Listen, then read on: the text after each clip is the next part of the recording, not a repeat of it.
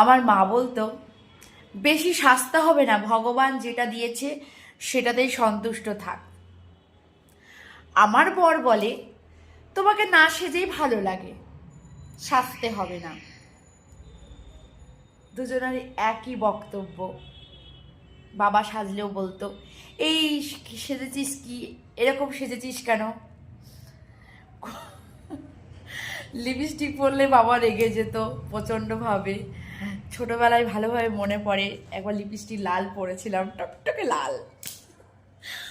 বাবা এই ঠোঁটে কি দিয়েছিস, শিগগিরই মজ গিয়ে, ভীষণভাবে রেগে গেছে। একবার আমার মামাও তাই।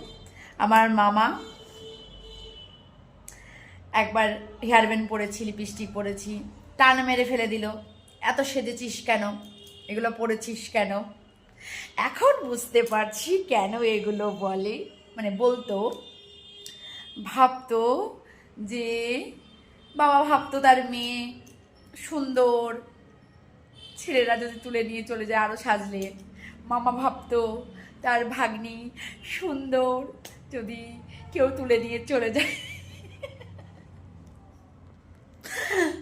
এটা হচ্ছে আমার জীবনের হিস্ট্রি।